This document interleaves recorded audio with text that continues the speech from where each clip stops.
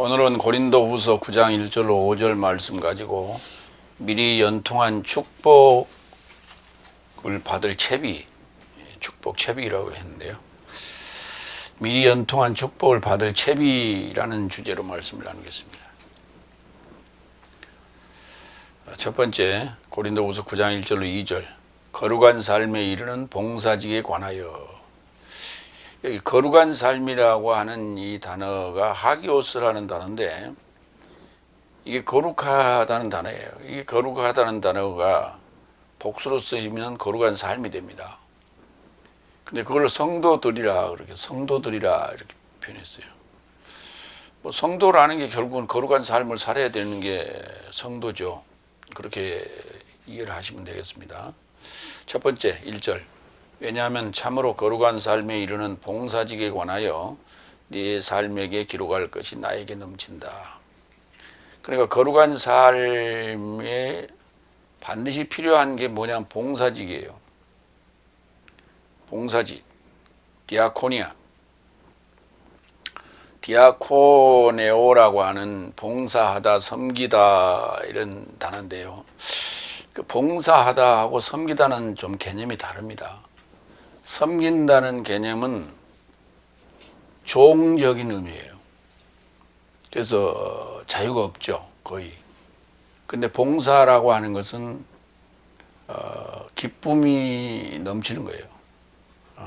기쁨이 있어야 봉사를 할 수 있어. 어거지로 봉사 하는 것은 이제 뭐 법원에서 어떤 강제적으로 당신은 몇 시간 동안 뭐 어디 가서 무슨 봉사를 하세요 라는 그건 사실 봉사는 아니에요.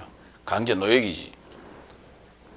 그래서 이 봉사한다라고 하는 것은 기쁨이 수반되고 받는 측에서는 또 마찬가지 기쁨이 수반되죠. 그래서 코네오라는 그 봉사하다라는 단어에서 봉사직과 봉사자라는 단어가 만들어집니다. 봉사직은 여성 명사로서 디아코니아라 하고, 이걸 이제 직분이라고 이렇게 그냥 이렇게 번역을 해버렸어요. 그런데 직분이 아니라 봉사직이에요. 그 다음에 디아코노스는 봉사자입니다. 이걸 집사라고 번역했어요, 주로. 그러니까 집사도 디아코노스, 그러니까 장로도 디아코노스, 목사도 디아코노스, 다 디아코노스예요. 그리고 다 봉사직이에요. 그렇게 이해하시면 됩니다. 그래서 거룩한 삶에 이르는 봉사직, 성도라 그래버리면요, 이 거룩한 삶을 성도라 그래버리면, 글쎄 목사나 장로는 자기한테는 해당 안 된다고 그렇게 생각할 수 있어요. 그게 사실은 그 직분은 아니에요. 집사나 장로나 감독이 직분을 우리가 쓰고 있는 직분적 의미도 있지만은 그 단어가 가지는 역할이죠. 그런데 그것이 일반 교회에서 직분화되고 계급화되다 보니까 그게 자기가 이 성도라는 단어와 구별이 좀 돼요.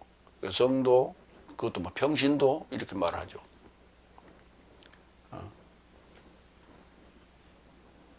그러니까 평신도하고 그다음에 이제 집사 이상의 어떤 중직들하고의 어떤 구분이 되는 그런 계급화가 돼버렸다. 그래서 그냥 그 단어 그대로 하기오스 그대로 거룩한 삶이라, 거룩한 삶은 성도에서부터 시작해서 저 목사까지 다 거룩한 삶을 살아야 되겠죠. 그 거룩한 삶이 되고자 하는 것이 뭐냐, 봉사직이라는 거예요. 거룩한 삶이 하나님의 그 속성이에요. 가장 그 거룩한 속성인데, 그 하나님의 속성에 우리가 도달하는 데 있어서 봉사하는 그 일이 꼭 필요하다 하는 것을 오늘 강조하고 있다. 이렇게 이제 시작합니다. 7장, 8장, 9장 계속해서 지금 파울로스가 지금 마게도냐에서 아가야 지방 고린도 교회에 티토스를 보내놓고 주고받은 지금 편지의 내용이에요. 지금 이제 마게도냐에서 이제 소아시아를 넘어서 예루살렘으로 갈 거예요. 그건 예정된 그 코스입니다. 여정이고. 그래서 예루살렘에 갔다가 거기서 이제 로마로 가서 순교를 당하게 되는 그런 과정들을 미리 그 예언을 받고 지금 정리하는 과정이 고린도후서다 이렇게 보시면 되겠습니다. 거룩한 하기오스라는 단어를 한 군데 좀 봅시다. 마태복음 27장 52절. 무덤 삶도 열려졌고 잠들었던 거룩한 삶에 많은 몸 삶이 일으킴을 받았고 저 삶이 그의 부활에 결합하여 무덤 삶에서 나와 거룩한 성에 이르고자 들어가서 많은 삶에게 속을 드러내게 되었다. 거룩한 삶의 몸이 있고 거룩한 성이 있고 그렇습니다. 그래 이게 지금 이제 예수님께서 십자가에서 죽으신 후에 27장 장면인데 그 장면이 함께 부활하는 그런 지금 모습으로 지금 그려놓은 거예요. 그러니까 이걸 외적이고 역사적인 사건으로 27장을 보면 예수님께서 그때 죽으시고 부활하실 때 많은 성도들이 일어난 게 아니고 일어났다는 증언이 없어요. 증거도 없고. 근데 무덤 삶이 열렸다고 그러니까 진짜 무덤이라고 생각하는데 진짜 무덤이 아니에요. 진짜 무덤을 얘기하는 것이 아니라 지금 우리 지금 부활하지 못한 이 상태를 무덤이라 하는 거예요. 회칠한 무덤. 회칠한 무덤이 열려져야 이게 열려진다는 게 뭐냐 부활이에요. 열려지는 것이. 그러니까 사고의 전환이에요. 그러니까 우리가 죽었다가 살아난다라고 하는 성경적 십자가상에서 죽고 부활하는 것은 사고의 전환을 얘기하는 거예요. 그러니까 완전히 딴 사람이 되는 거예요. 그런 것이지.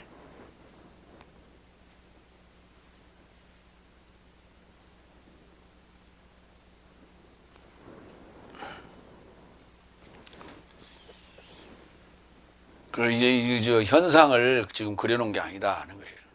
그래서 많은 삶에게 속을 드러내게 되었다. 속에 관한 얘기예요.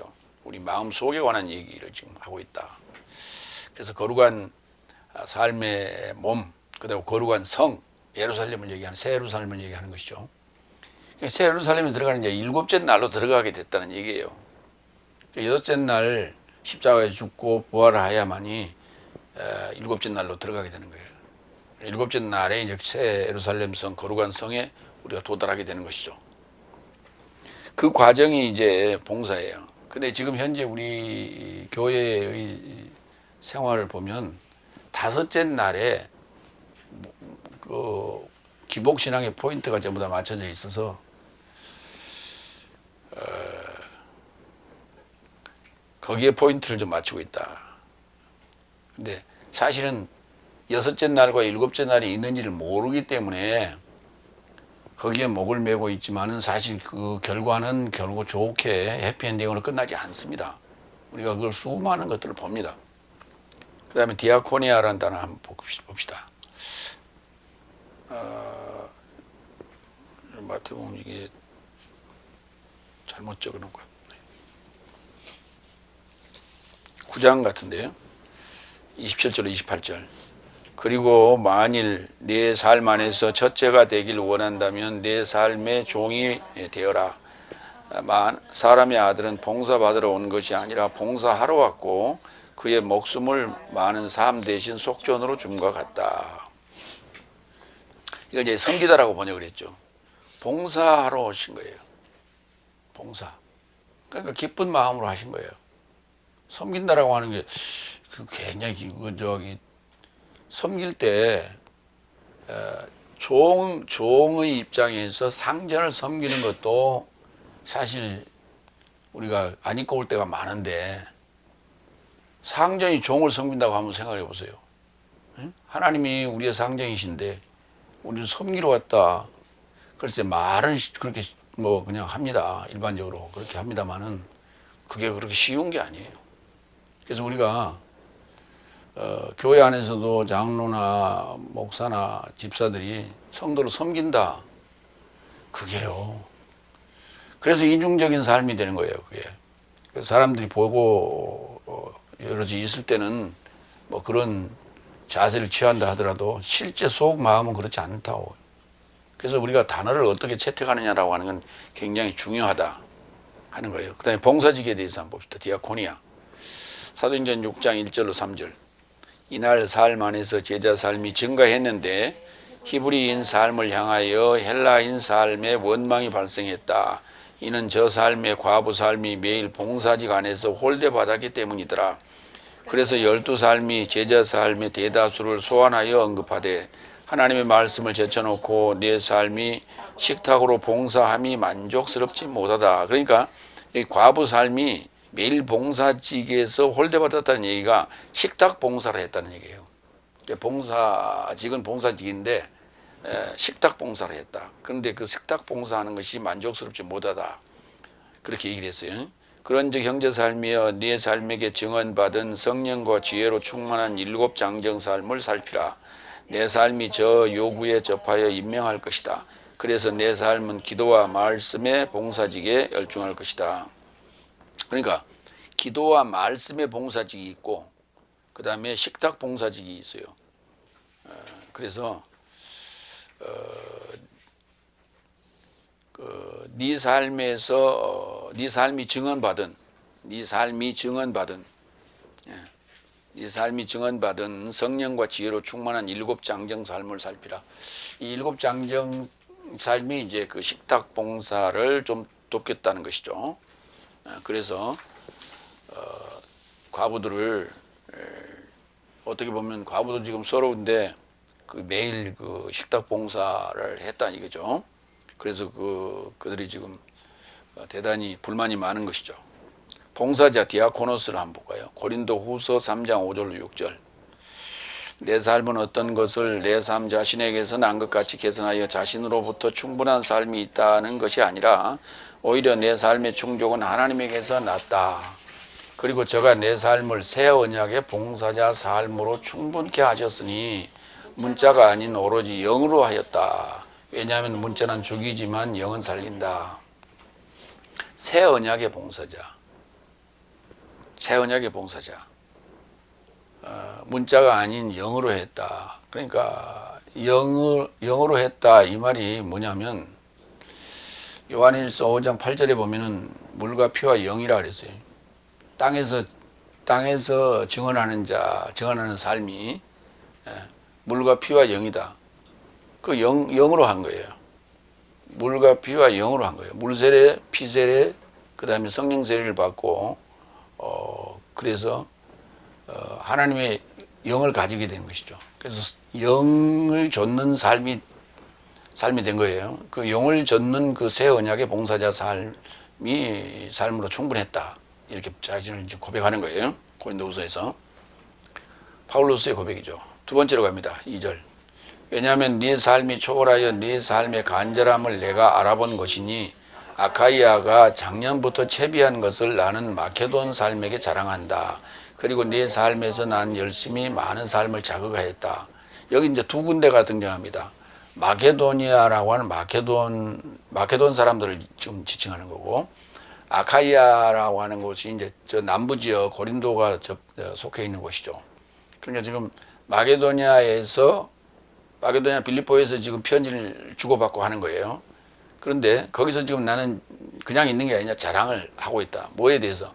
아카이아가 작년부터 채비한 것을 나는 지금 자랑한다는 거예요. 그들이 지금 그럼 어떤 상태냐? 뭘 채비하고 있는가? 그들은 지금 초월해서 일반적인 삶에서 지금 셋째 날 삶에서 초월해서 내 삶의 간절함을 가지고 있죠. 그러면서 작년부터 채비를 했다. 채비란 단어는 다음 부분에서 설명하겠습니다. 간절한, 그러니까 초월하고 그 다음에 간절함이 간절함이라고 하는 것은 뭐냐면 제사 드리고자 하는 어떤 그런 화약고 같은 거예요. 화약고가 있기 전이 화약이 있기 전 디미아라고 하는 그 불붙은 화약고와 같은 그것이 폭발하기 전 그걸 간절함이라고 하는 거예요. 그리고 이제 채비하는 열심, 그 채비하는 열심이 바로 주변에 자극을 까지 줬다. 그래서 나는 자랑한다 이런 얘기예요.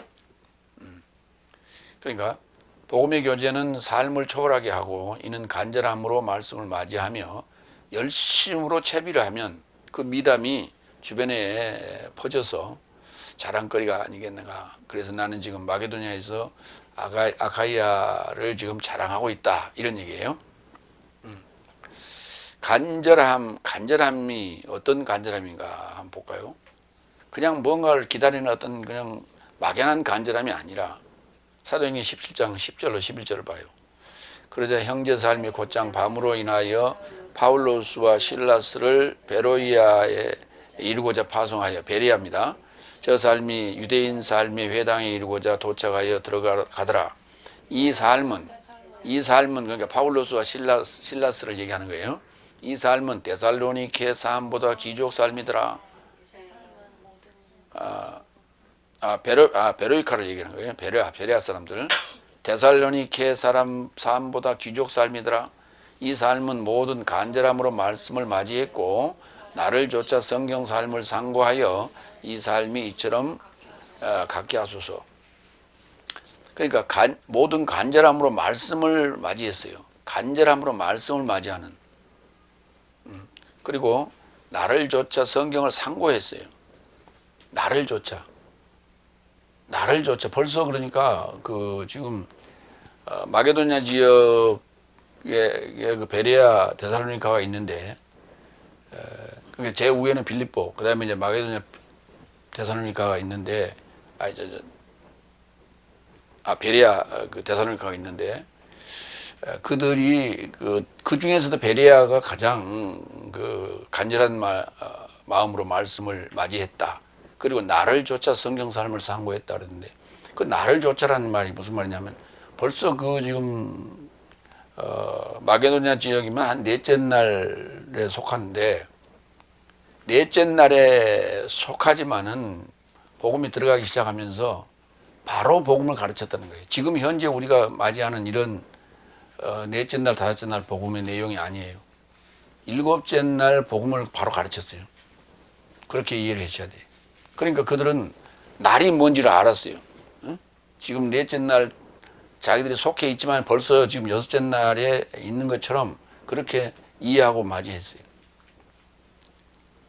근데 지금 현재 다섯째 날에 속한 자들은 지금 현재 교회들 다섯째 날에 속하는 교회들인데 날 개념이 하나도 없어요. 날 개념이 하나도 없어요. 그 날 개념이 하나도 없으니까 삼위일체를 얘기하면서도 성부 시대, 성자 시대, 성령 시대, 시대별로 구분하고 있고 성경을 성부 시대, 성자 시대, 성령 시대 이렇게 시대별로 역사적으로 구분하고 앉았어요. 그것은 역사적인 개념이고 날 개념으로서는 또 다르단 말이에요. 나에게 직접 적용해야 되는 거예요. 그 일곱 날이. 근데 그 일곱 날이 전혀 적용되지 않기 때문에 지금 자기들은 성령 시대에 살고 있다고 착각하고 있는 거예요. 예수님이 살던 시대가 성자 시대고 그 전에 구약 시대는 예수님이 오시기 전까지는 성부 시대고. 그럼 구약 시대에 구약 성경을 한번 보자고. 구약 성경 내용 속에 특히 가장 기사와 이적이 많이 일어나는 부분이 출애굽기예요. 출애굽기에서 그 기사와 이적이 일어났는데 기사와 이적은 누가 일으켰어? 성부가 일으켰어? 성자가 일으켰어? 성령이 일으켰어? 성령이 일으켰잖아요. 그럼 그 시대가 성령 시대 아니고 시대로 볼 때 성령 시대는 다 넷째 나라도 있고 다섯째 나라도 있고 셋째 나라도 있고 다 있어요. 성령 시대는. 그러니까 그걸 시대로 구분한다라고 하는 것은 맞지 않는 얘기라는 거예요.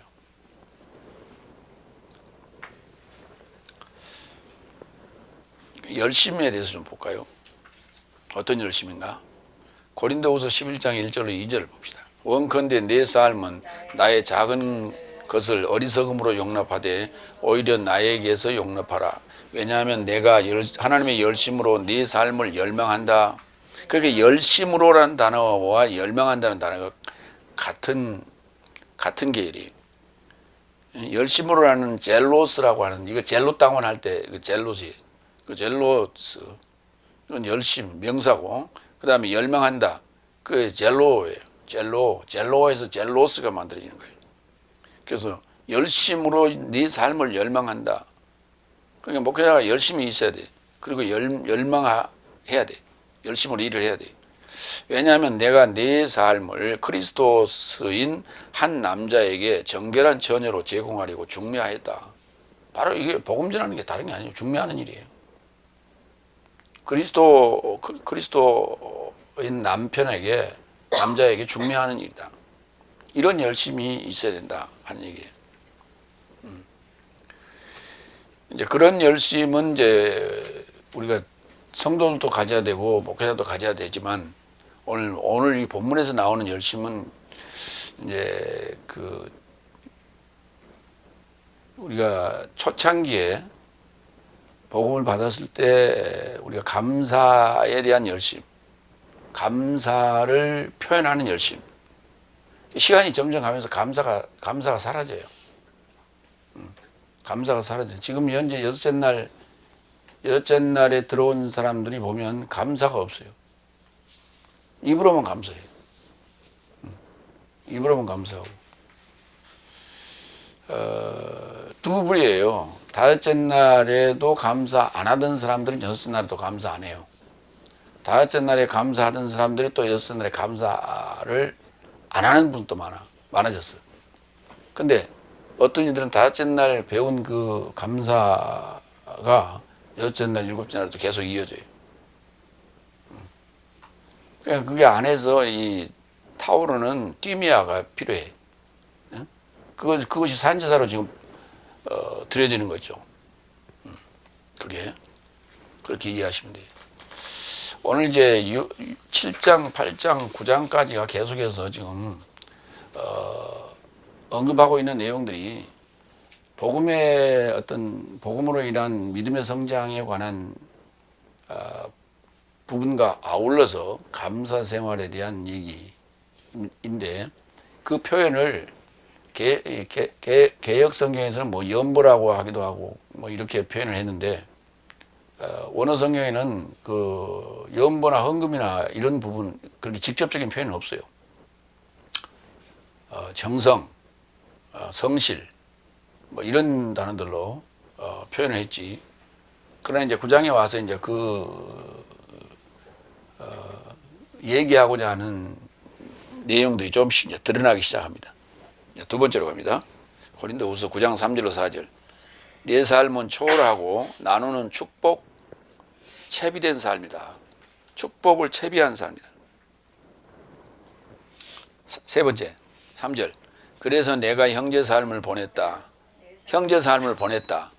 그 누구예요? 디도스와 그 함께한 자를 보냈다는 얘기죠. 네 삶이 초월한 내 삶의 자랑이 이 나눔 안에서 헛되지 않게 하려고 내가 말하는 것 같이 네 삶이 채비하고 있게 하려 합니다. 내가 지금 그 고린도 교회에 대해서 지금 마게도냐에서 자랑했는데, 그 나누는 것이, 그 자랑이 이 나눔 안에서 헛되지 않게 하려고요. 이 나눔 안에서 헛되지 않게 하려고. 그러니까 마게도냐 지역은 이제 그 반도 지역에서 좀 중부 지역입니다. 중부 지역이고, 고린도 아가야 지방은 저 아래 아테네에 있는 바로 옆에예요. 그러니까 발칸 반도라고 부르기도 합니다. 거기를 발칸 반도의 그 중심지가 어디냐면 아테네죠. 모든 해양과 연결되는 그런 유통의 교류 거점이기도 하고, 고린도가. 그래서 아무래도 좀 그런 항구 지역이기 때문에 물산이 풍부하고 여유가 있겠죠. 그래서 마게도냐 지역은 아무래도 좀 덜합니다. 그래서 그쪽에 어떤 그런 물질적 지원이 있었다 이렇게 볼 수 있는 거예요. 그것을 어떤 나눔으로 지금 표현했어요. 그러니까 초월해야만 가능해요. 초월한 내 삶의 자랑이 이 나눔 안에서 헛되지 않도록 내가 말하는 것 같이 네 삶이 채비하고 있게 하려 합니다. 여기 나눈다라고 나눔이라고 하는 이 단어가 메로스라는 단어인데 이 단어가 이런 부분이 부분이라기도 하고 지방이라 하기도 하고 몫이라 하기도 하고 자기 몫 뭔가를 이렇게 나눴을 때 자기 몫 그다음에 부분도 마찬가지죠.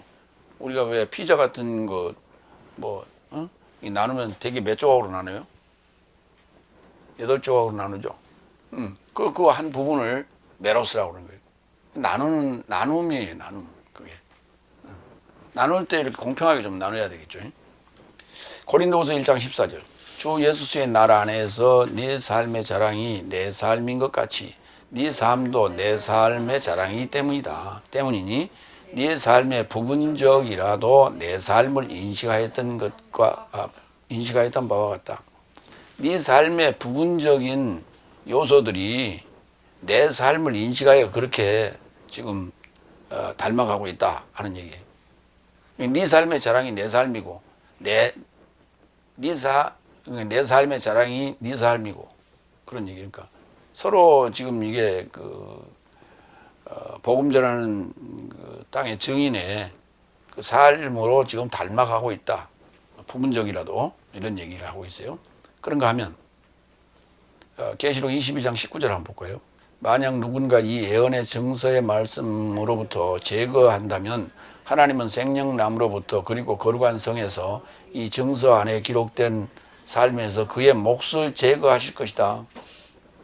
그러니까 피자판을 우리가 설명하자고. 피자가 이제 동그란 걸 원판. 이게 원판이 만약에 하나님이라면 거기에 8조각 중에 8분의 1 하나 똑 됐어요. 이거 뭐라고 불러요? 피자라고 부르죠. 그러니까 원판이 하나님이라면 그 8분의 1을 똑 되는데 그게 뭐예요? 하나님이에요. 그러니까 원판도 피자고 부분도 피자예요. 원판이 하나님이라면 거기에 일부분이라면 하나님이에요.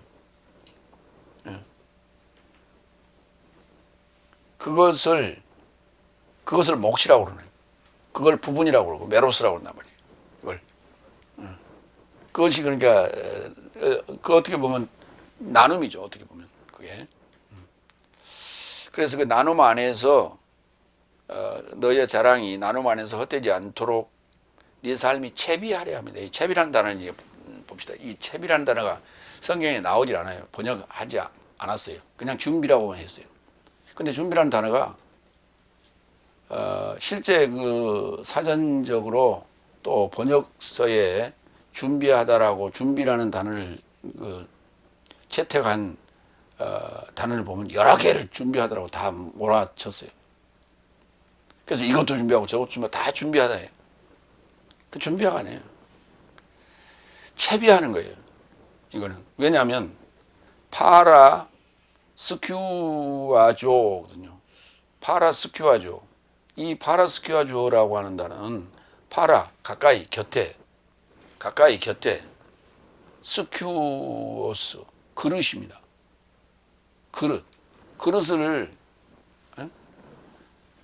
그릇을 가까이 이렇게 놓는 게 뭐예요? 상차림이죠. 그러니까 밥상 좀 채비 좀 해. 상차림 채비하라. 우리가 그렇게 말하잖아요. 그러니까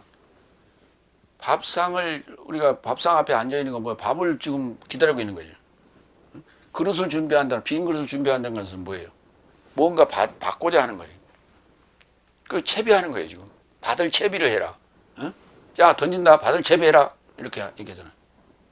받을 준비해라.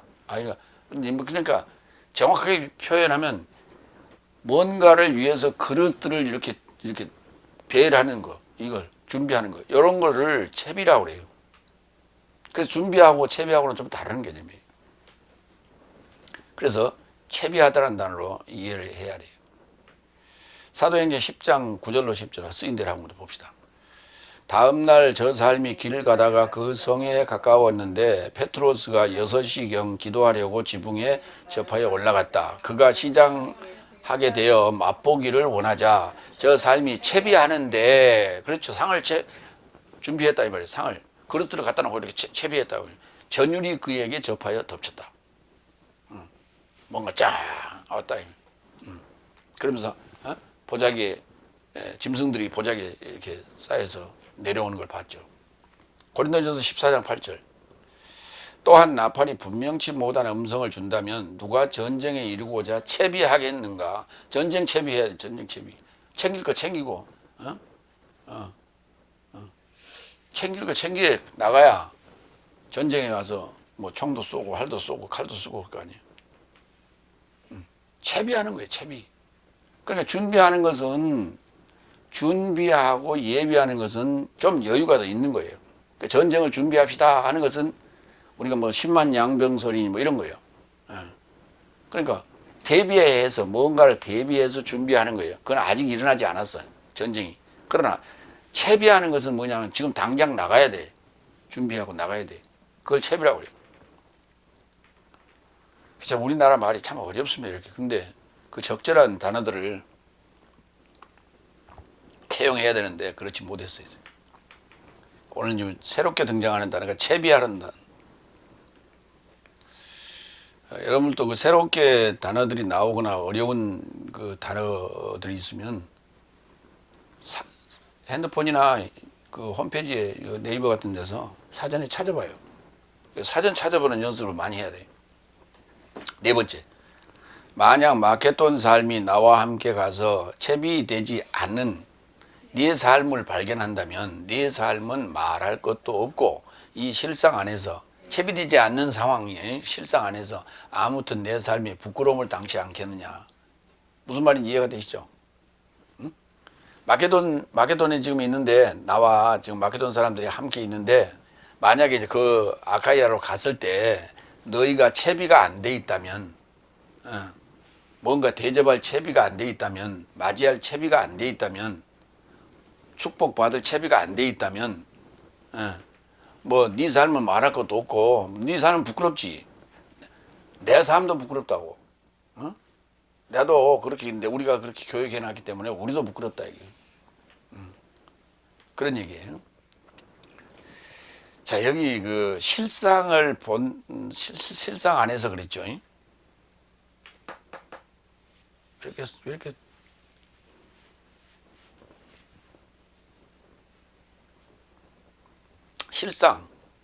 실상은 실제 그 일어나는 현상을 실상이라고 하고, 실체라고 하는 건 몸체자를 써서 그 자체를 얘기하는 거고, 그다음에 본체라고 하는 건 훨씬 더 좀 더 들어간 얘기죠. 본체.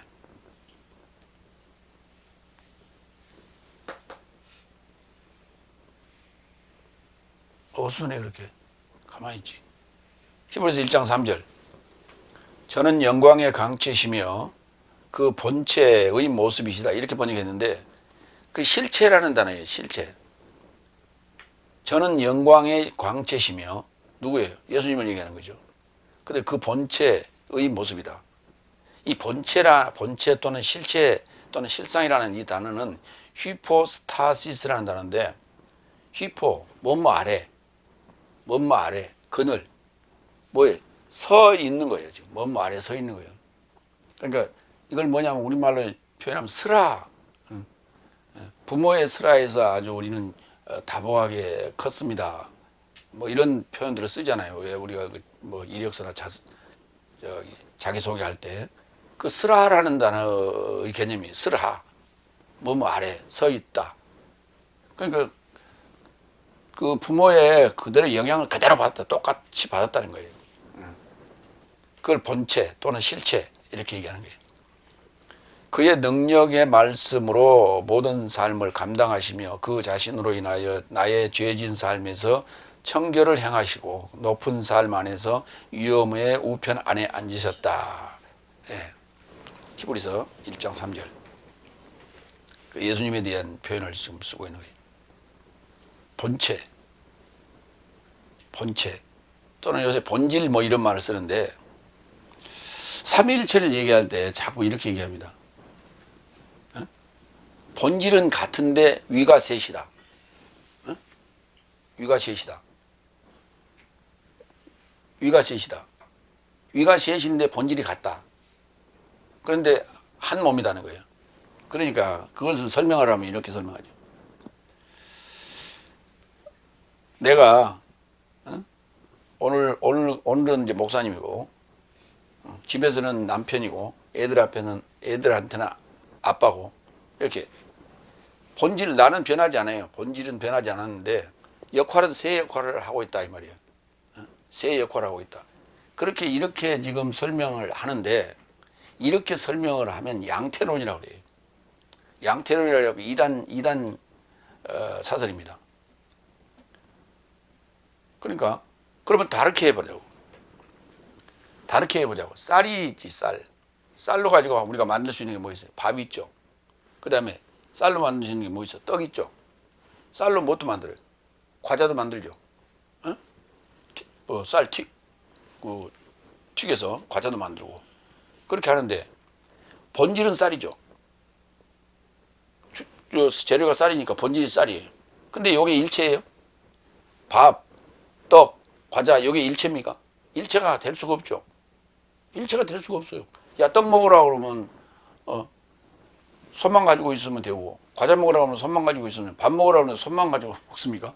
숟가락 가지고 와야지. 그러니까 그래서 지금 설명이 어렵다는 거예요. 두 가지 나라고 하는 본질, 쌀이라는 본질 그거 두 가지로 설명했어요. 그런데 첫 번째 설명한 나는 본질이며 일체가 돼. 새 역할이 일체가 되는데 쌀은 일체가 안 되잖아. 그런데 일체가 되는 것은 이건 지금 이단사설이란 말이에요. 양태론이라고 이단사설이에요. 그럼 뭘로 설명할 거예요? 설명할 방법이 없잖아.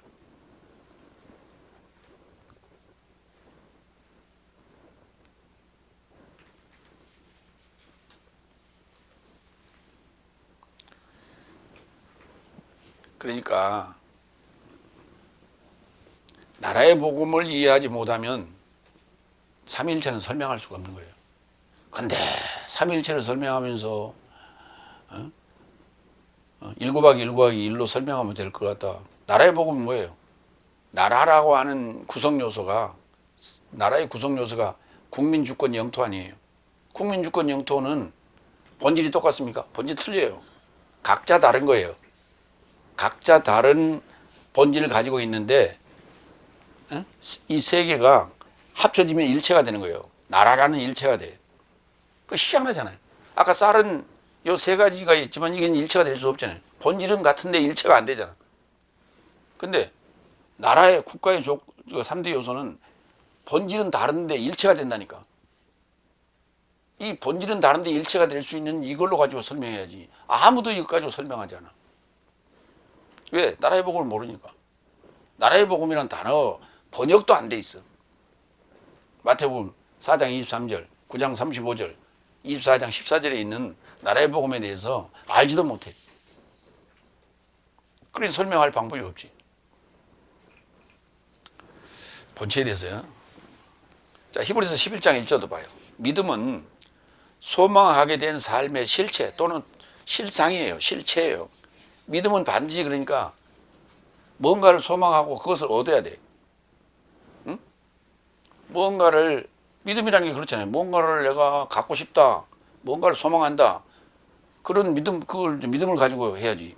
아, 이건 안 될 거야. 이건 안 될 거야라고 생각하고 시작하면 그게 얻어지겠어요? 응? 나는 1등 할 거야라고 공부를 해야지. 나는 꼴등 할 거야라고 공부를 열심히 하면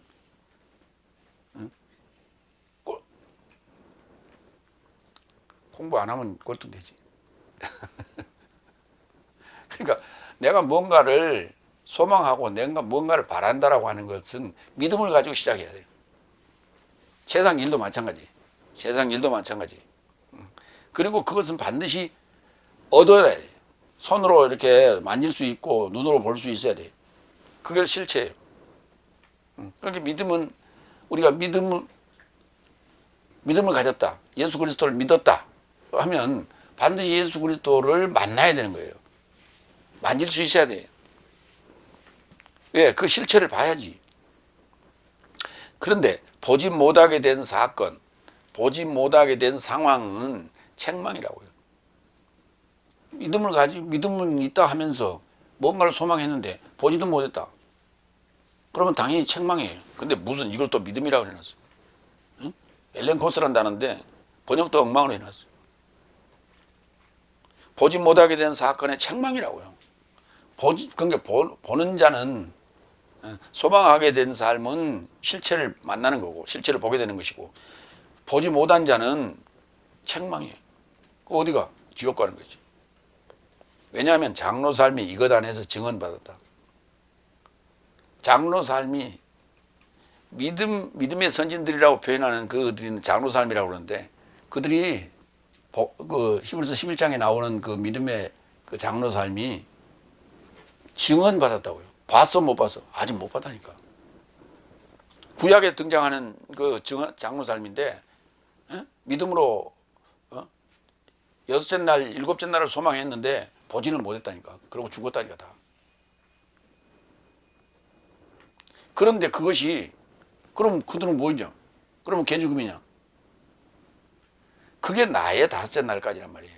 그게 나의 다섯째 날까지. 그렇기 때문에 내가 여섯째 날을 들어가야만이 예수님을 만나게 되는 거예요. 그러면 다섯째 날, 셋째 날, 넷째 날, 다섯째 날의 그 소망이 이루어진 거 아니에요. 첫째 날에 아브라함과 한 소망이, 셋째 날에 아브라함과 한 소망이 그 언약이 이루어진 거예요. 아브라함과 한 언약을 우리가 소망했고 그것이 여섯째 날에 이루어지는 거예요. 근데 다섯째 날까지는 보기만 봤지, 언약만 들었지, 증언만 들었지 못 봤단 말이에요. 실체를 못 봤다고. 그렇게 여섯째 날에 우리는 실체를 봐야 되는 거예요. 근데 역사적으로 지금 우리는 2000년 전에 예수님이 오셨다고만 자꾸 하고 있어. 근데 믿음의 실체가 어디가 있어? 부끄러움 봅시다. 부끄러움 당치 않게. 부끄러움이란 단어는 카타이스 큐노예요. 카타이스 큐노. 이 카타이스 큐노라는 단어는 뭐뭐 아래로 그 다음에 부끄러워하다. 그러니까 부끄러움은 뭐예요? 머리 숙이죠. 예? 부끄러움은 머리 숙이요. 이렇게. 그거예요. 그게. 그러니까 부끄러워도요. 뻔뻔한 부끄러운 자들이 있어요. 고개 뻗어서 듣고 우리 왜 그 범죄자들 보면은 TV 앞에 딱 나와서 고개 딱 뻣뻣이 들고 그 부끄러운 게 하나도 없죠. 반성하는 모습도 없고. 그러나 부끄러운 자들은 고개 푹 숙이고 뭐 뒤집어 쓰고 그러고 나오잖아요. 그 TV에 나올 때. 진짜 그거 부끄러워서 그런 거예요. 그걸 부끄러움이라는 거예요. 그러니까 아이스 큐너도 부끄럽다는 뜻이고 동사고 거기 앞에 카타가 붙어서 그래서 부끄러워서 고개 푹 숙이고 있는 거예요 지금. 근데 그 단어가 베드로전서 3장 16절에 쓰여 있어요. 볼까요? 선한 공공의식을 가지라. 이는 그리스도 안에 있는 네 삶의 선한 행동을 협박하는 삶이 있다고. 그런데 그 내 삶에 관해 행악하는 삶처럼 비난하는 삶 안에서 부끄러움을 당하게 하려 함이라. 그러니까 그 비난하고 협박하는 삶이 네 삶으로 부끄럽게 하려고 자꾸 그걸 뭔가를 이렇게 꼬투리를 잡아서 그 책망하려고 한단 말이죠. 그렇기 때문에 항상 선한 공공의식을 가져라. 선한 공공의식을 가져라. 어떤 그 공동체적인 그런 요새 뭐 공정, 뭐 정의, 뭐 이런 말 많이 하죠. 그런데 뭐 그 공정을 했으면은 그렇게 많은 사람들로부터 지지를 받았을 텐데 그 지지를 못 받고 있다는 것은 공정하지 못하다는 얘기죠. 공정하게 뭔가를 해야 돼요. 그게 공공의식이에요, 그게. 그리고 선해야 돼, 그게. 그 다음에 이제 아이스 큐너를 한번 볼까요? 누가복음 16장 3절. 그러자 청지기가 자신 안에서 언급하였다. 주인이 나로부터 청지기직을 제거하여 버리니 내가 무엇을 할까? 팔 힘이 없고 구걸하자니 부끄럽도다. 그렇죠. 가장 부끄러운 일이 뭔가 직임을 줬다가 뺏어버려요. 북한에서는 이게 비일비재해요. 북한에서는 강등시켜가지고 그냥 저기 뭐 쓰리스타를 강등시켜가지고 그냥 뭐 병으로 만들어 버리질 않나. 그래갖고는 가서 강제 작업시키고 노역시키고 그러다가 또 어느 날 또 갑자기 또 다시 복원시켜주기도 하고.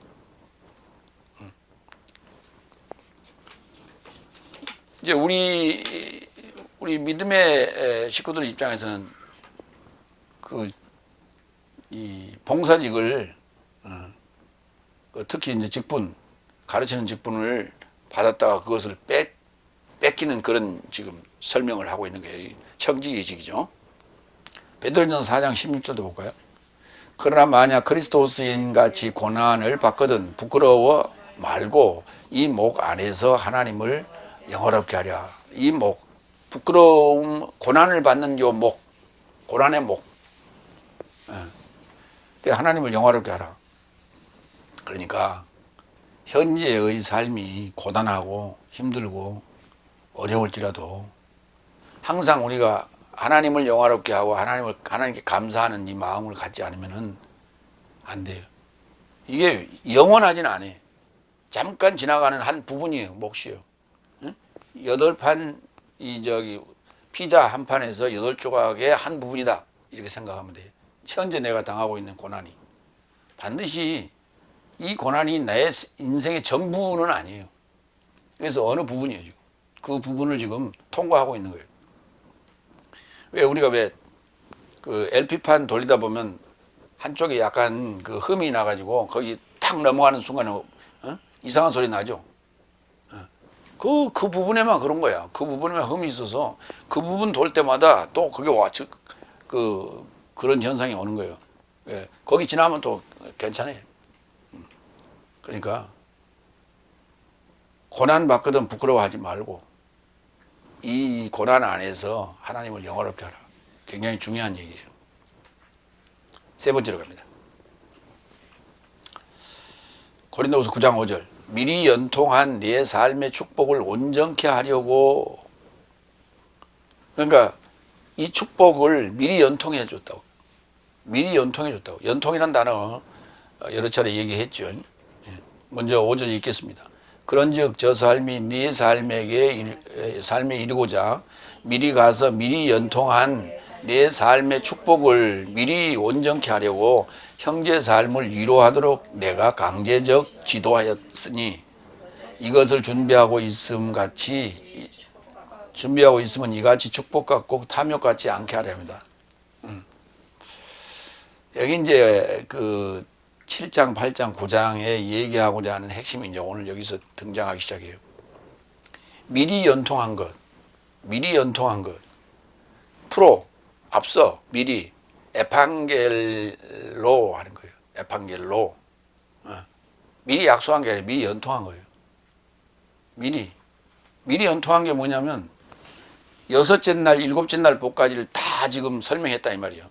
그래서 아까 베레아인들이 데살로니가인들보다 간절한 마음으로 말씀을 받고 그 날을조차 그 7날을 맞춰서 어느 날에 해당되는 말씀인가를 상고하더라 그랬잖아요.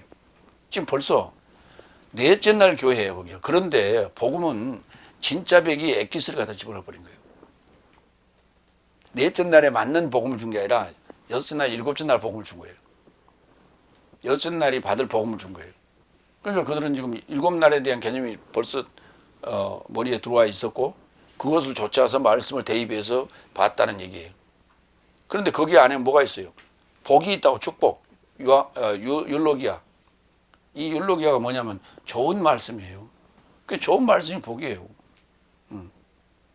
그래서 그 좋은 말씀 좀 해주세요.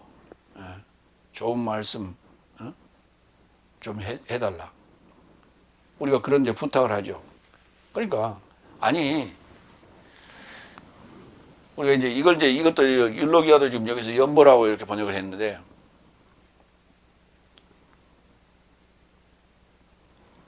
목사님이 왔는데 목사님 돈 좀 주세요. 그 목사님 돈 주고 한 그게 축복입니까? 목사님 와서 좋은 말씀 주고 가는 것이죠. 좋은 말씀 주는 거예요. 좋은 말씀이란 단어예요, 이게. 그래서 복음을 로마서 1장 2절 복음을 성경 안에서 그가 그의 예언자 삶으로 인하여 미리 연통하였다고. 이게 복음이에요. 이 프로 에판겔로마이라는 단어가 이게 오마이가 붙었죠. 뒤에 이거는 중간태적 개념으로서 나를 위하여예요. 나를 위하여 미리 연통인 거예요. 복음을 성경 안에서 그의 예언자 삶으로 인하여 예언자 삶이 통해서 미리 연통하셨다고. 그 미리 연통했다는 얘기는 무슨 말이냐면 일곱째 날까지를 다 설명해 놓은 거예요. 일곱째 날까지를 설명했다. 이게 복음이에요. 그러니까 일곱 날이 빠진 복음은 복음이 아닌 거예요. 일곱 날이 빠진 복음은 복음이 아닌 거예요. 왜? 일곱 날이 뭐냐면 이게 우리가 가야 될 좌표예요. 응? 내비게이션이라고. 내비게이션. 응? 내비게이션 우리 칠 때 출발지하고 목적지를 치고 가죠. 응? 서울서 부산 간다 그러면 서울서 갈 곳을 치잖아요. 부산. 그러면 어느 코스를 다 써요. 가장 빠른 코스를 일러주잖아요. 그러니까 연통이라고 하는 것이 뭐냐면 내비게이션이요. 내가 일곱째 날로 가는 그 길을 정확하게 순서별로 나열해 놓은 거예요. 그것이 복음이지 그거 아니면 복음이 아니라니까. 다음 고린도후서 9장 6절 9장 5절까지 우리 보고 있는데 그 다음 절을 미리 한번 봅시다. 그래서 다 같이 읽어요. 그래서 이것을 인색하게 심는 자는 또한 인색하게 거둘 것이요 축복으로 심는 자는 축복으로 거둘 것이요 각각 그 마음에 애정한 대로 하되 걱정해서 난 것이나 강제로 난 것은 말지니 하나님은 즐겁게 주는 자를 사랑하시기 때문이다. 여기 이 내용을 읽어봤는데 이게 뭐 같아? 응? 뭔가 이렇게 기부하는 거 아니에요? 뭔가 주는 거예요. 기부하는 거예요. 뭔가 기부하는 거예요. 영어로도 기부는 준다는 단어고 우리말로도 기부한다 그래. 그렇죠? 에? 우리말로도 기부한다 그래. 연말 정산할 때 기부금 영수증 떼고 가요. 그러면 이제 세제 혜택을 좀 받을 수 있죠. 영어로도 그걸 기부라고 그래. 우리도 우리말로도 기부라고 그래. 그래서 축복으로 심으라 그랬어요. 인색함으로 하지 말고. 그래서 이 9장 6절에 지금까지 7장, 8장, 9장 지금까지 했던 얘기의 어느 하나의 그 총정이다. 이렇게 이해하시면 돼요. 인색하게 심지 말고 축복으로 심으라. 그러면 축복으로 거둘 것이다. 그러니까 미리 연통한 축복을 받을 채비를 하라. 받을 채비. 그러니까 축복을 줄 채비도 하고 받을 채비도 해요. 그러니까 그것을 나누는 것이 바로 받을 채비라는 거예요. 결국 나누는 것이 받을 채비라는 거예요. 아니 뭔가 배급한다는데 빈손으로 가면 어떻게 돼요? 어디다 받아올 거예요? 그릇이 없으면 치마라도 가지고 와야지. 그래야 받아오잖아요. 그렇잖아요. 받을 채비를 해야지. 뭐 그릇 안 가져왔어요? 예, 아무것도 안 가져왔는데요. 뭐 비닐 없어요? 없는데요. 못 받아가는 거예요. 받을 채비가 안 돼 있으니까. 어? 그러니까 받을 채비, 먹을 채비. 우리가 새들이 둥지 안에서 어미새가 먹이를 잡아오잖아요. 먹이를 잡아와서 먹이를 주는데 누가 제일 많이 먹어? 앞에 있는 애가 제일 많이 먹는다니까. 똑같이 깨어났어. 똑같이 태어났는데 앞에 있는 애는 가장 가까우니까 어미가 오면 빨리 입을 벌린단 말이에요. 먹을 채비를 이렇게 하고 있다가 딱 버리. 그러면 누구한테 줘? 걔한테 먼저 줘버린다니까. 이 어미는 멍청해가지고 누구한테 줄까 이렇게 계산한 게 아니라 골고루 먹이는 게 아니라 먼저 벌린 애한테 줘버린다니까. 그 앞에 있는 애가 먼저 벌리니까 걔만 많이 커. 그 뒤에 있는 애는 못 얻어먹어가지고 같이 태어난 형제인데 제일 적어. 그 먹을 채비가 안 돼 있단 말이에요. 근데요, 그 위치상으로 지금 그러니까 우리가 왜 설교 말씀 드릴 때도 제일 앞에서 들으라 그런 얘기 하죠. 말씀을 받을 채비가 돼 있는 앞에 있는 사람, 뒤에 있는 사람은 주면 주고 말을 말고 무슨 마음가짐이 틀리다는 이게. 마태복음 온전케 한다는 단어를 한번 보고요. 이 온전케 한다는 단어 이것도 또 준비하더라고 이렇게 번역을 해놨어요. 이건 준비하다는 단어가 아니에요. 마태복음 이 온전케 하다는 단어는 미리라는 단어는 프로입니다. 앞서서 예전에 전에 뭐 이런 말이에요. 그 프로라는 단어와 그다음에 카타르티조의 합성어예요. 카타르티조라는 단어는 카타 더하기 아르티오스예요. 아르티오스가 뭐냐면 온전하다는 뜻이에요. 온전하다. 근데 카타니까 완전히 못 박아버리는 그런 개념이에요. 완전히 탁 못 박아버리는 그런, 그렇게 온전한 게. 그래서 마태복음 4장 21절로 22절을 보면 이해가 될 거예요. 온전하게 못 박아버리는 거예요. 그리고 거기서 앞서 가시다가 제베다이오스의 아들 야코보스와 그의 형제 요한네스가 그의 아버지 제베다이오스와 함께 배에서 저 삶의 그물을 온전케 하는 것을 알아보시고 그랬어요. 배에서 그물을 깁는 것으로 지금 써놨어요. 온전케 했다니까. 뭐 하려고? 온전케 했어요. 그래야 고기를 많이 잡을 거 아니에요? 구멍이 나 있는데 거기에 고기를 어떻게 잡아? 다 빠져나가 버리지. 그러니까 우리가 축복을 온전케 해야 돼요. 온전케. 그러기 위해서는 봉사해야 된다. 알아보시고 저 삶도 초청해 내셨다. 그러자 저 삶이 곧장 배와 저 삶의 아버지를 놔두고 그와 동행하겠다. 아니, 그물을 깁는데 지금 뭔가를 잡기 위한 그런 잡으려고 고기를 많이 잡으려고 그물을 지금 온전케 했는데 다가온 선물은 뭐였어요? 예수님이 제자가 된 거라니까. 예수님이 제자가 되니까 그 그물이고 배고 뭐 다 버려두고 갔다니까. 다시 말해서 배와 그물은 뭐예요? 물질 아니에요. 이건 물질이죠. 그 물질을 버려두고 예수님을 쫓아갔다는 것은 아버지도 버려두고 갔어요. 주님과 동행했단 말이에요. 이건 영이란 말이에요. 그래서 물질을 버리고 육을 버리고 영을 쫓아갔단 말이에요. 그러니까 우리가 가지고 있는 물질이라고 하는 것은 쓰라고 만들어 놓은 거예요. 나누라고 만들어 놓은 거예요. 어려운 자에게 나눠야 돼. 근데 그냥 나누지 말고 복음으로 그것이 나눠져야 돼. 복음으로 나눠져야 돼. 그리고 초월한 상태에서 간절한 마음으로 그리고 그것이 나눠져야 돼. 결국은 그것이 뭐냐면 축복을 받기 위하여 채비하는 거예요. 채비하는 거다. 그게 복을 받기 위한 채비다. 그래서 내가 디도와 함께 보낸 제자에게 강제적으로 강압적으로 지도를 했다. 응? 강압적으로 지도를 했다. 그 지도하라는 단어가 뭐냐면 지도하라는 말이 무슨 말이냐면 어떤 방향 설정을 이렇게 해준 거예요. 방향 설정을 해줬어요. 이렇게 하도록 해라 하고 방향 설정을 해준 거예요. 디테일하게. 그걸 지도라고 그래요. 그래서 왜 지금 뭐 영업 지도한다, 농업 지도한다, 뭘 지도한다. 북한에서는 지도라는 단어를 많이 써요. 우리도 이제 옛날에는 그 무슨 지도사 이런 말이 있었죠. 농촌 지도사 이런 말도 있었고.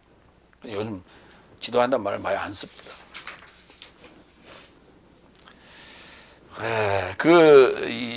강제적으로 지도를 했다. 강압적으로 지도를 했다. 이 단어가 아낭카이오스예요.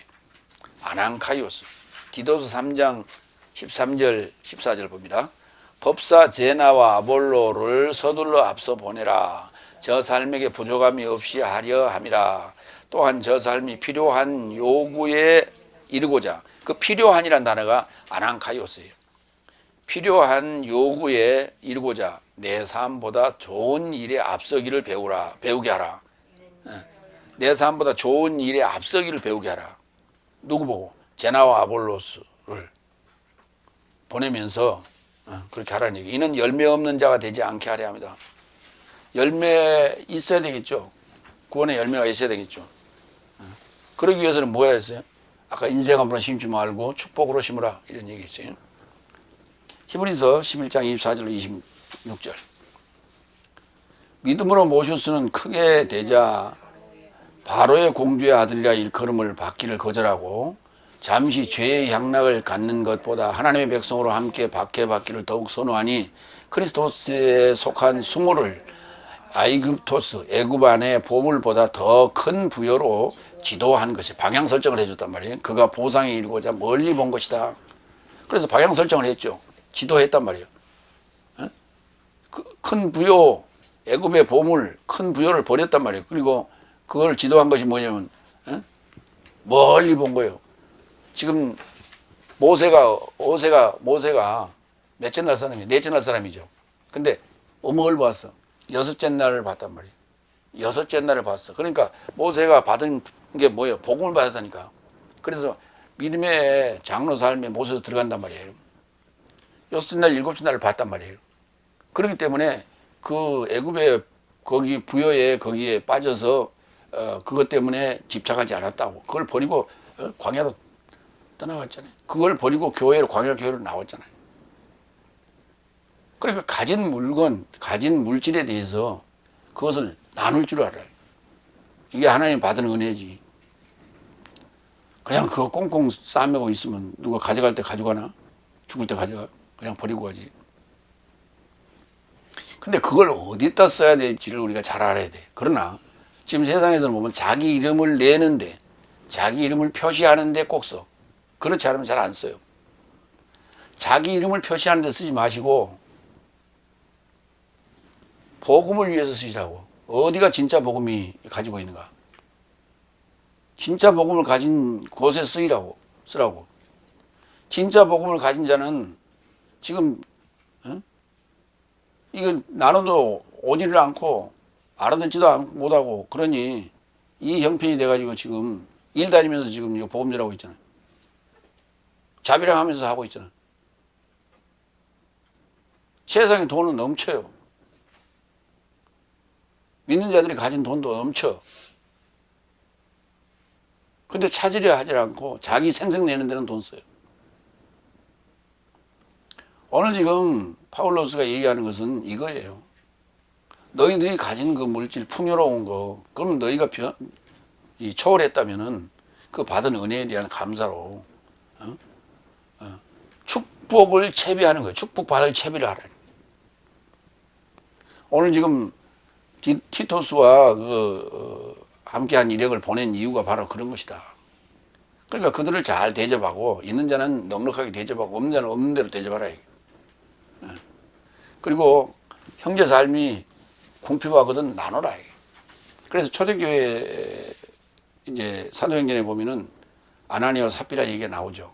유무상통했다 이게. 가진 자들이 그걸 가진 것을 나눴어요. 땅을 나눌 수는 없으니까 땅을 팔아서 토지를 팔아서 그걸 돈으로 해서 서로 나눠 쓰고 그렇게 생활했다 이거. 실제 그렇게 집단 생활을 또 했고 박해를 받으면서 그렇게 집단 생활을 했고 그렇게 유무상통을 했던 것이 실제 또 있었고 성경에도 나오고 하는 얘기를 지금 하고 있다. 그러니까 우리가 그 유무상통하는 것은 축복을 받을 채비다 하는 거예요. 그 축복이 내가 물질을 심었으니까 물질로 돌아오는 것도 있어요. 그러나 물질을 심으면은 그것보다 영적인 부유함으로 돌아오는 거예요. 그게 진짜 축복이에요. 그래서 유로기야. 좋은 말씀으로 돌아오는 거예요. 마무리합니다. 아카이아에 보낸 티토스를 통해 거룩한 삶의 봉사직에 관한 편지를 지금 쓰고 있는데 복음의 교제는 삶을 초월시키고 간절함으로 말씀을 맞이하고 열심히 나눔 안에서 인색하지 않게 채비하면 미리 연통한 내 삶의 축복을 복음의 완성이죠. 미리 온전케 하려고 저 삶이 위로할 것이다. 여기 위로한다는 단어가 파라클레토스 위로자의 동사예요. 위로자, 보혜사의 동사라고요. 그러니까 그들이 누구예요? 티토스와 일행이 바로 보혜사라는 얘기예요. 오순절 성령을 받은 보혜사라고요. 그러니까 그들을 잘 대접하는 것이 바로 축복을 채비하는 것이다. 이렇게 마무리하겠습니다. 기도하겠습니다.